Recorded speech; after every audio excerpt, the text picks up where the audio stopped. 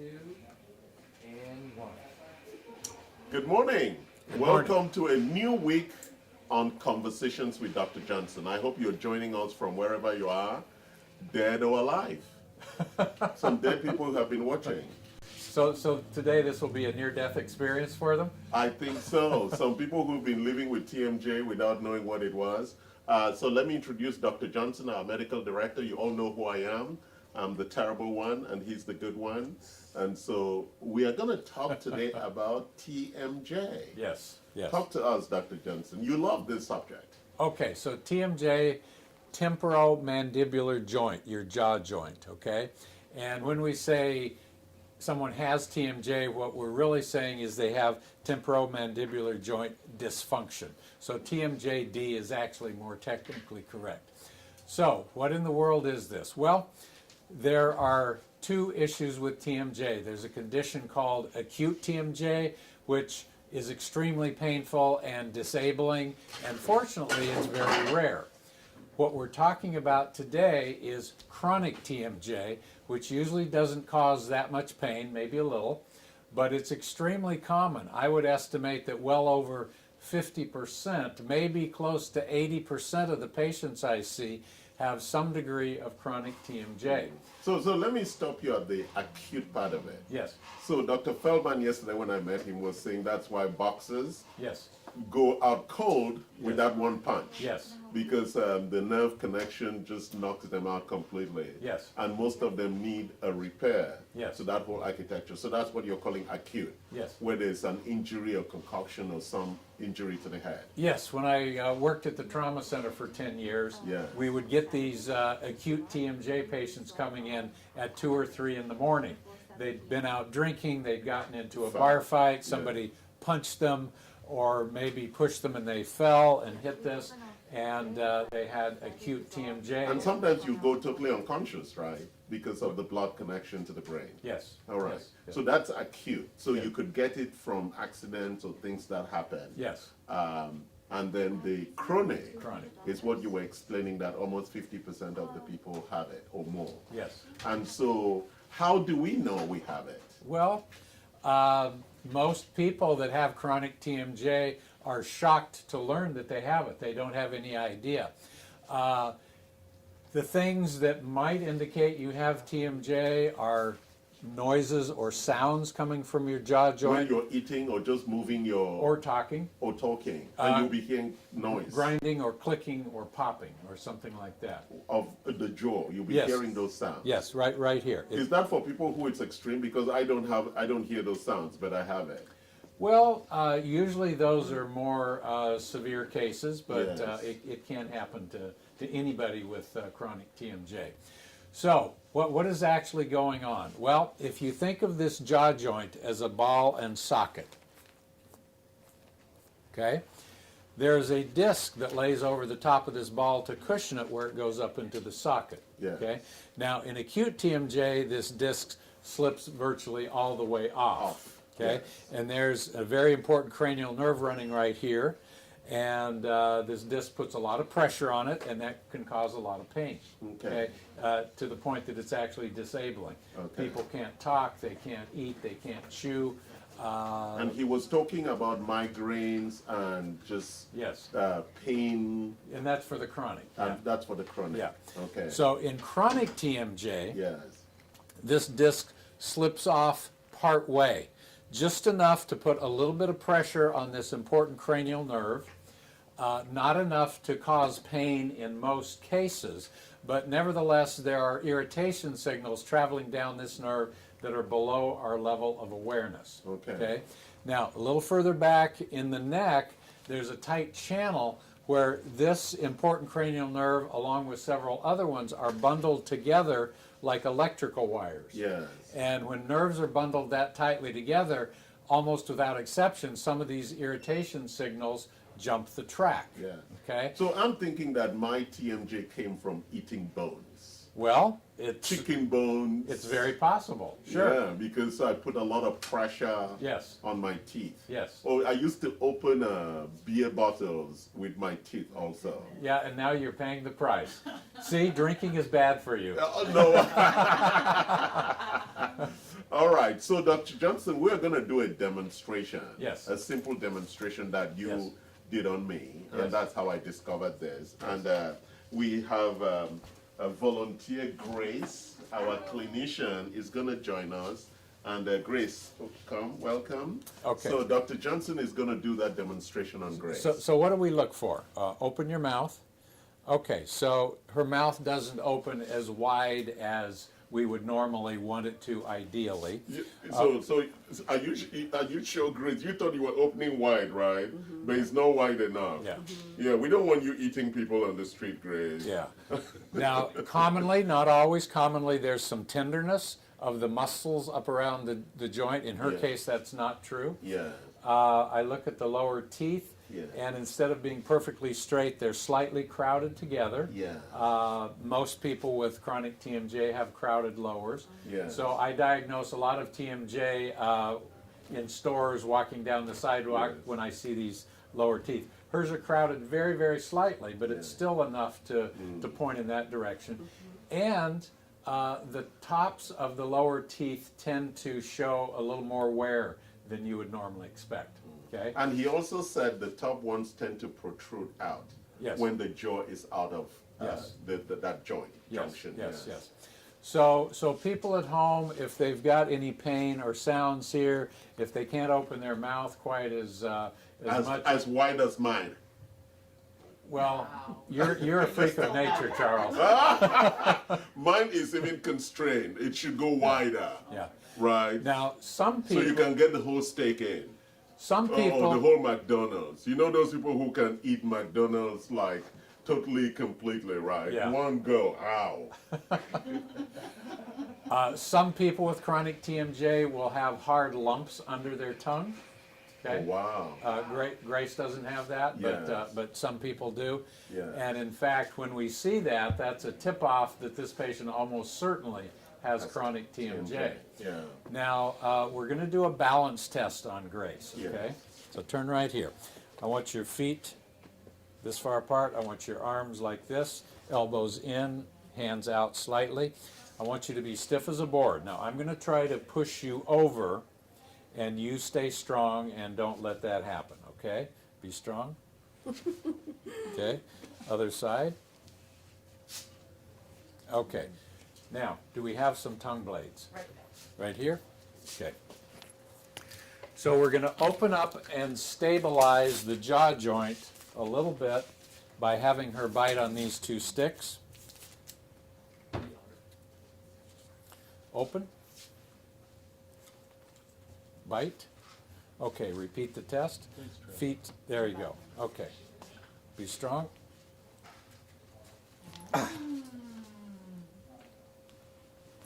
Grace is the Hulk.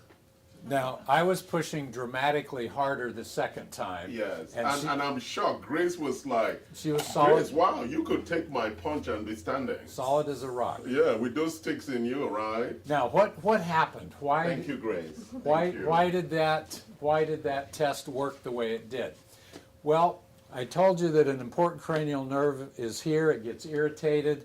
It's in close contact with several other important cranial nerves.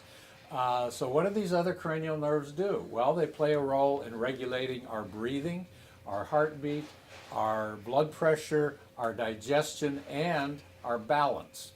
So the very first time I did this test with Grace, the nerve that she relies on to be balanced and stable couldn't do its job 100%. It was distracted by these irritation signals. Yeah. And putting the sticks in her mouth opened up and stabilized the jaw joint just enough to remove that irritation, and instantly she was rock solid stable. Wonderful. Now, I put 2 sticks in her mouth.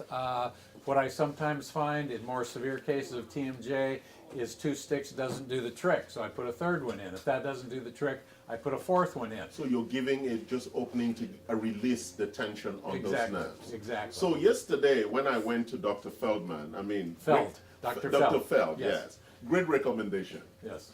Quite a pleasant gentleman. Has more than 10 fellowships. Oh yeah, He's got more. overqualified. He's got more training than any dentist I've ever I met. mean, it was amazing. And so the first thing was they did an X-ray. Yes. And then he identified there's a lot of crookedness in my teeth. Yes. And then I went in for the balance test. He did a more pronounced Yes, testing a around. more sophisticated version of it. Yes, of that balance Yes, test. yes. And I failed dreadfully. And so then at that point, that was about $100. At that point, he asked whether I wanted to go for the more Complete? serious screening. Yes, yes. Which cost about $600. Yeah. And so that takes about 2 hours. So I went further for that. Yeah, he's very thorough. And I went through about 4 machines. Okay. There's one where they take pictures of my profile, of me standing. Yes. And they want to see my posture.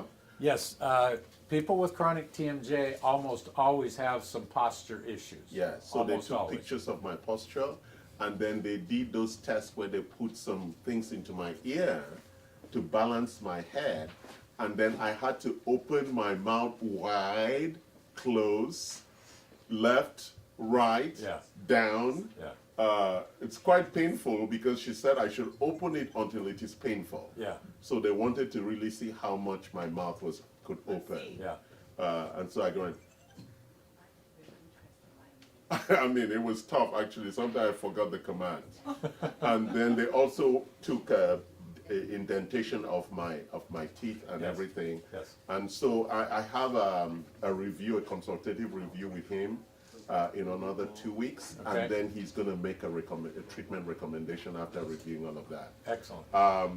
I found it very, very interesting because he was asking if I snore Yes. and if I have sleep apnea. So I said I snore sometimes. He said that's a lie.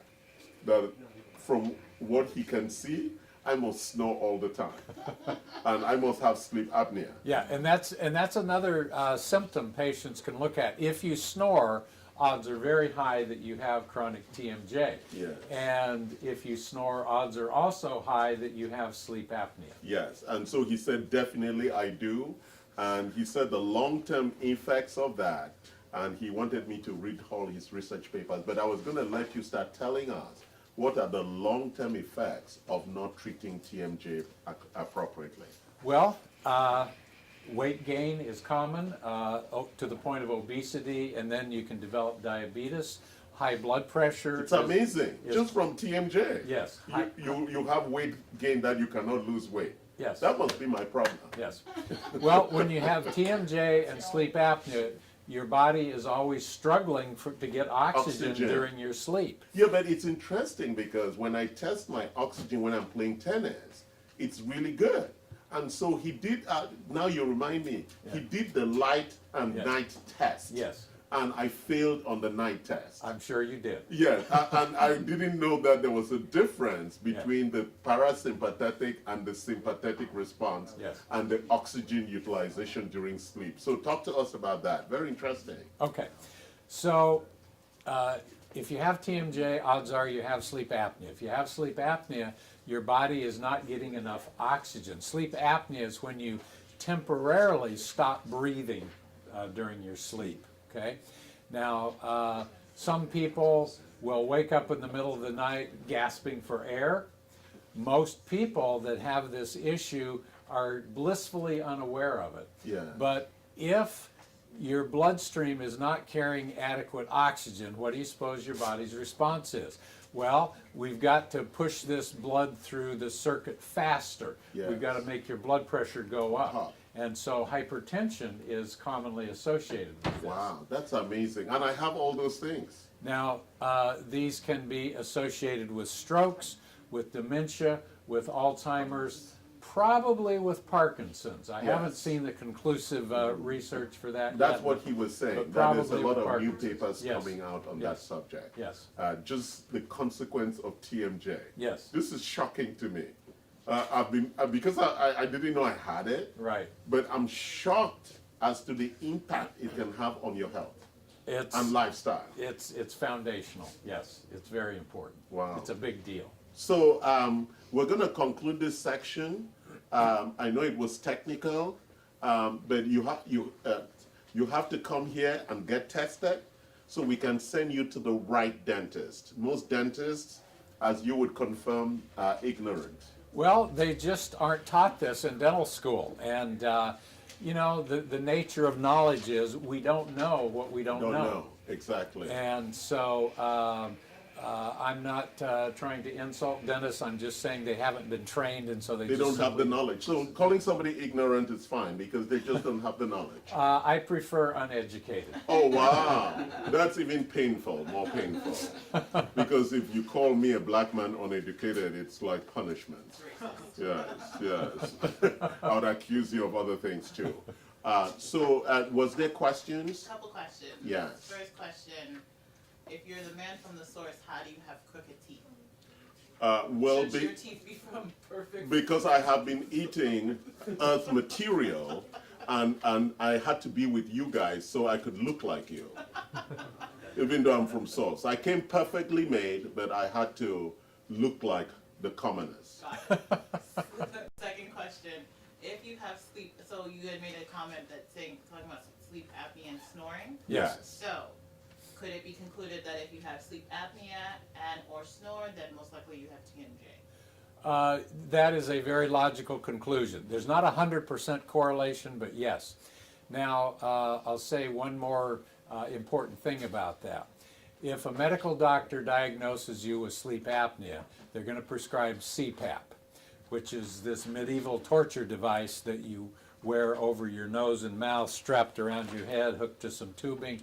And there's no way you can have sex at night with a CPAP on. Well, not unless your lady is into some very weird stuff. Right, because it's like you're wearing a spacesuit to go to sleep, and the woman is like, "Where can I kiss you?" He can't even see your face. On the floor. So, when Dr. Fell diagnosed me with sleep apnea, it was severe, and he said, okay, you're going to have a CPAP. And I said, there's no way. I said, what are my other options? And he said, well, now that you've refused it, I can make you a night guard that you can wear on your teeth at night, and that will hold your jaw forward and keep your airway open, and it works like a charm. Wow. So you have to deny. And that was it. That was it. And you use that every night. Well, unless I get so involved in something else that I forget. Yeah, hey. So you have some off nights, right? You're like, okay, I'm off tonight, the mouth guard. All right, go ahead, Karen. Can someone live with TMJ without having it resolved? Well, you can certainly live with it. I mean, you can live with any medical condition. Now, is it in your best interest to do that? No, it's not, because down the line it can lead to some very serious health consequences. So we definitely do not recommend that. Yes. But and we never know which one is going to show up, whether it's dementia, Alzheimer's, or all the other consequences. Yes. For already I have high blood pressure. I struggle to lose weight. Yes. And I know that I snore. Yeah. The strange thing was, he was asking me whether when I sleep, do I wake up refreshed? I actually do. But if I am snoring and I have sleep apnea, there's no way I'm getting enough oxygen during my sleep. correct. And therefore, it's interesting. So I'm on track to get that fixed. But interesting, you said that I have to first reject the CPAP Yes. before he can provide the alternative treatment. Well, if you have mild to moderate sleep apnea, Yes. he can just go ahead and prescribe that for you. If it's Yes. severe, he is legally required to refer you for CPAP. But if you refuse it, then he can Move to the next step. give you an alternative. Okay. Any more questions? That is it. All right. Thank you for joining us. Thank you, Dr. Johnson. My pleasure. A really rewarding and interesting conversation. Like us, love us, and they follow us, and know that we love you, and we want to take away and crush your TMJ. And if you have health topics that you would like us to cover in the future, let us know, Yes. and we'll be happy to do so. Any topic. Nothing is out of bounds, right? Nothing's out of bounds. All right. Wonderful. Thank you, Dr. Johnson. Another Conversations with Dr. Johnson. Thank you.